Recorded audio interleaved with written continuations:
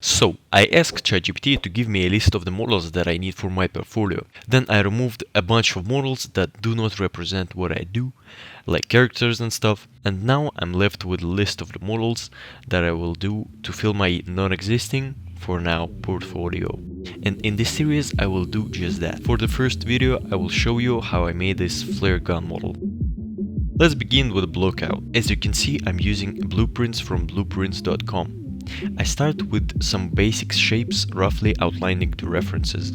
It is effective, yet can be messy at times, so I will have to do some refinement and cleaning up. And don't forget to save from time to time. I add some booleans, but don't apply them just yet to have an ability to change them if needed. Now comes the refinement. I add some modifiers like subd and change my model to fit it well before moving on. It will take some time as I add loop cuts here and there. Also, I use this crease slider to change how sharp the seam appears without the need to add unnecessary topology. And yeah, it's still bad, but I didn't finish with the modifiers, which are those booleans from before. And don't forget that handle that I retopologized a bit.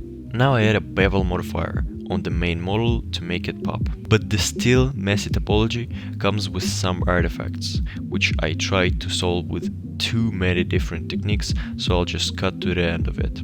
And finally, when I applied all the modifiers, I can start cleaning up my model of all the endgons and just unnecessary topology.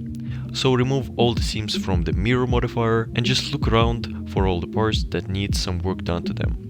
Try different ways and methods to go about doing so. And in the end, I just kept the look that I had before, but also reduced the number of faces. Not significantly, but it's still nice. When a model is ready, I can start to unwrap it and add the material map that I will need for texturing because I will use Mixer. Unwrapping was very easy, but it revealed some problems with my model that I quickly fixed, so no big deal. For material ID, I just add 3 materials with different colors for each material that I will add later, then bake them onto one texture. The coolest part, but seemingly the longest of all, texturing. At first I just tried to add basic materials to make it look right. After some time I left with all the materials that I need, and I even made this custom one for carbon fiber. But when I tried to figure out how to make the normal map just affect the handle and not the whole model, the mixer just crashed. And that is why you need to save every second. But that's an opportunity to redo it all from scratch. When I was back to the start, I played with the settings of the paint mask to get those points on the model, and I never did something like that, but I think it turned out okay.